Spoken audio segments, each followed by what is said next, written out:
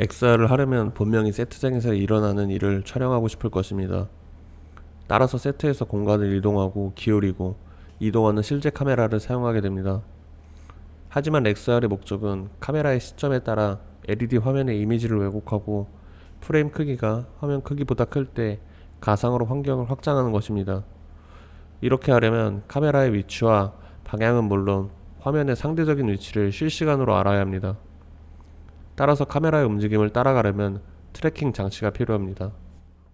시장에는 다소 정확하고 다소 비싸며 XR에 어느 정도 적응된 많은 추적 도구가 있습니다. 선택한 트래킹 시스템을 선택한 후에는 스무드와 연결하기 전에 모든 것이 제대로 설치되고 보정되었는지 주의 깊게 확인하십시오. 장치 설치에 문제가 있고 일치하지 않는 데이터를 보내는 경우 스무드는 수신된 정보를 이해할 수 없으므로 공간에 카메라를 올바르게 배치할 수 없습니다. 이 단계를 무시하지 마십시오. 약간의 추가 시간을 들여 모든 것이 제대로 설정되었는지 확인하고 일관성을 유지하면 나중에 많은 시간을 절약할 수 있습니다. 스무드 외부에서 모든 것이 제대로 설정되면 외부 장치를 스무드에 연결하고 수신된 데이터 해석을 시작할 수 있습니다. 도구 모음에서 편집, 기본 설정을 선택하거나 F11 버튼을 누르거나 인터페이스 하단의 편집 버튼을 클릭하여 기본 설정 패널로 이동합니다.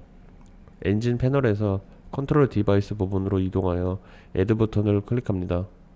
그런 다음 새로 생성된 장치에 드롭다운 메뉴에서 새로 만들기로 이동하여 모시스, 스타이프, 프리디 등과 같이 선택한 장치 유형을 선택합니다. 로컬 주소 포트를 구성하고 다른 응용 프로그램이 이 장치의 데이터에 액세스해야 한다면 로컬 포트 재사용을 선택해야 합니다. 그런 다음 어플라이 체인지를 클릭하고 올바른 포트를 선택하고 스무드에서 데이터를 수신한 경우 디바이스 패널에서 스크롤되는 데이터를 볼 수 있습니다. 정보가 표시되지 않으면 구성에서 실수를 한 것일 수 있습니다. 데이터가 올바르게 수신되면 스테이지 파트의 엘리먼트 트리에서 마우스 오른쪽 버튼을 클릭하여 트래킹 시스템을 생성할 수 있습니다. 매개 변수에서 이전에 생성한 장치를 선택합니다. 트래킹 시스템이 다른 요소 아래에 있으면 보정 부분에 문제가 있을 수 있으므로 다른 스테이지 요소 위에 배치해야 합니다. 그런 다음 트래킹 시스템을 마우스 오른쪽 버튼으로 클릭하고 트래커를 만듭니다. 트래킹 시스템은 카메라의 움직임을 따라가는 데 사용되므로 카메라도 생성해야 합니다. 엘리먼트 트리의 스테이지 부분을 마우스 오른쪽 버튼으로 클릭하고 물리적 카메라를 생성합니다. 가상 세계가 현실 세계에 최대한 가깝도록 실제 카메라를 시뮬레이션하는 특정 유형의 카메라입니다. 기본적으로 배치는 링크 투 트래커 유형이므로 플레이스먼트 매개 변수로 이동하여 방금 만든 트래커를 선택하여 카메라 움직임을 따르십시오. 카메라를 3D 그룹에 넣습니다.